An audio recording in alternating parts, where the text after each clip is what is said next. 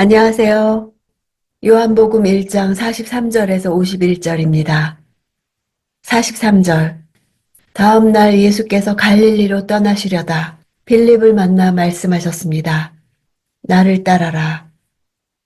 다음 날 하고 다시 새 창조의 하루가 시작됩니다.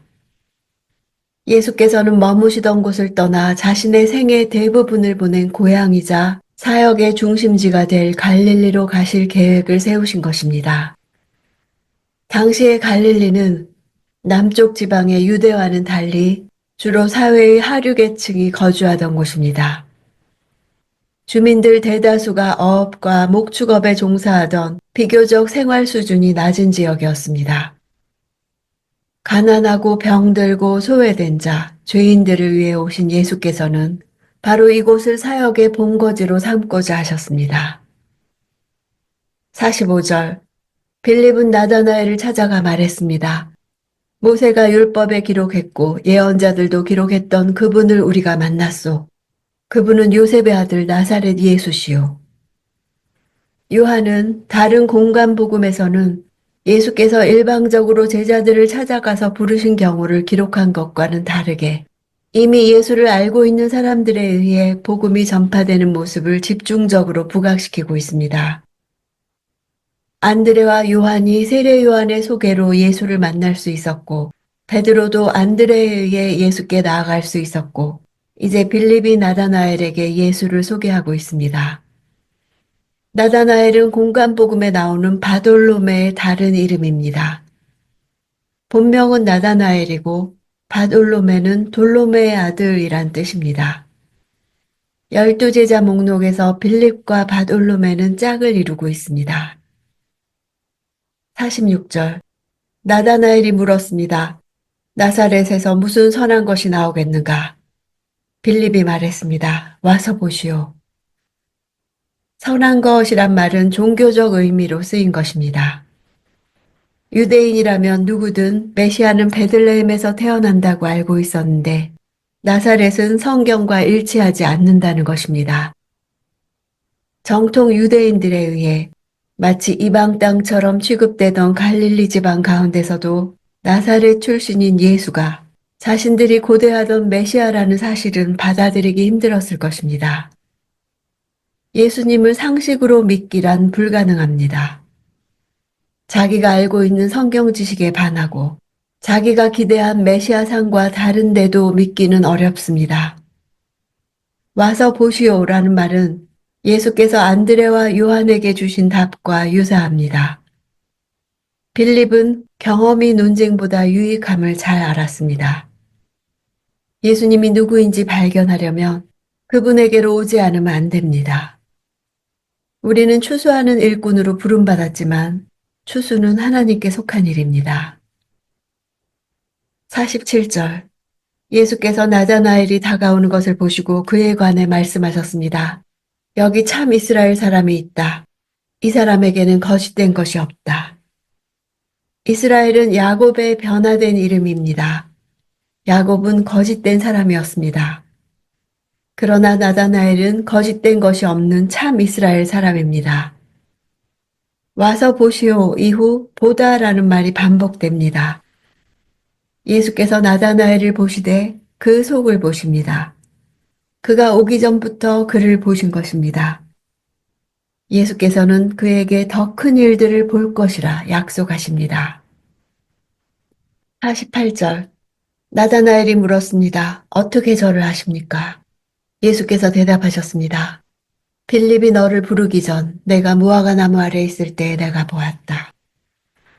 무화과 나무는 잎이 무성하고 그늘이 짙어서 그 무성한 가지 아래 랍비들이 율법을 연구하는 자리였습니다.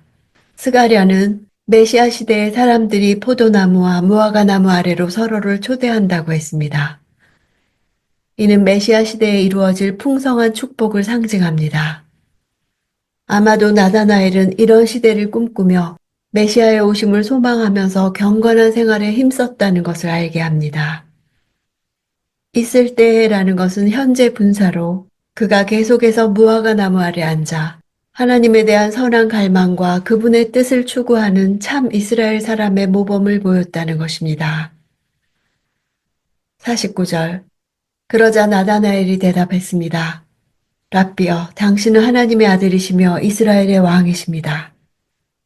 하나님의 아들, 이스라엘의 왕이라는 고백은 메시아 칭호에 대한 해석입니다.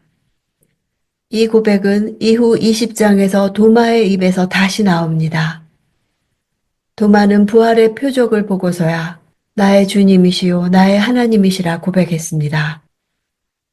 도마의 고백에 예수님은 보지 않고 믿은 자가 복되다 하셨습니다.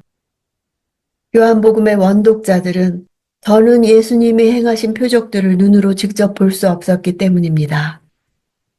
오직 증언들을 듣고 믿어야 했습니다.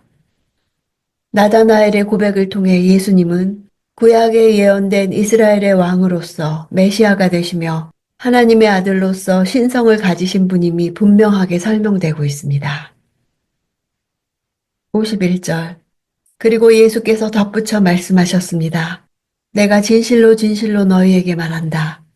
너희는 하늘이 열리고 하나님의 천사들이 인자 위에서 오르락 내리락 하는 것을 보게 될 것이다.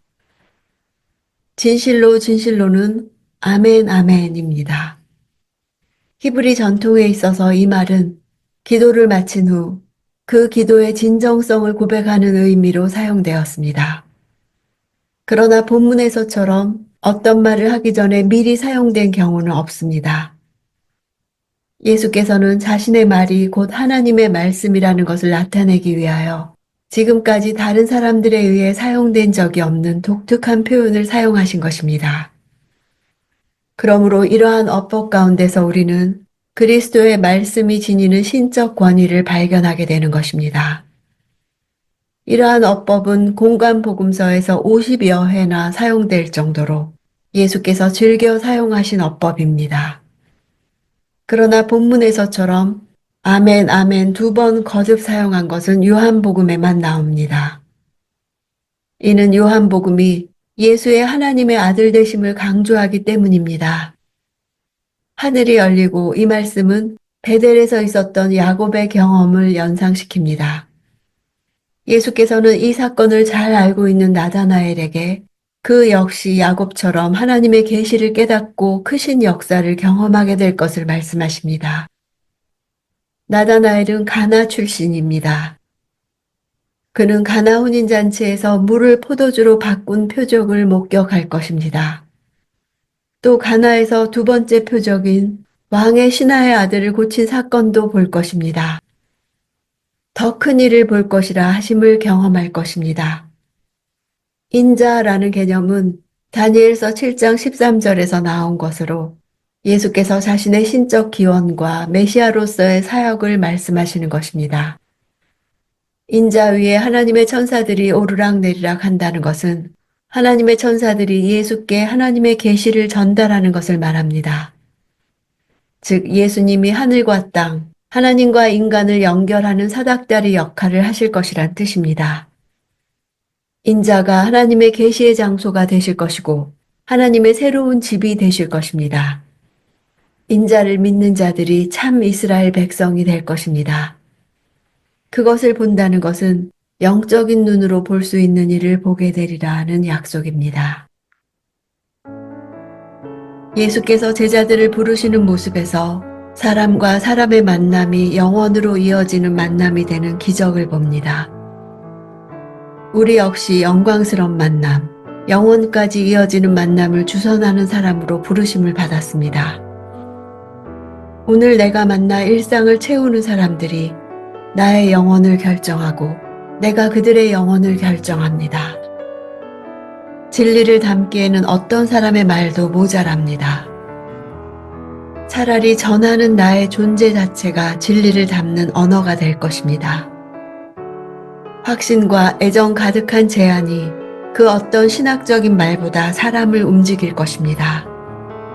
천상의 프로그램이 나의 삶의 터전에서 구체적으로 성취됩니다. 신이신 예수님이 육신의 세상에 오셔서 나를 신의 영광과 생명에 참여하게 하신 놀라운 일을 오늘도 기대합니다.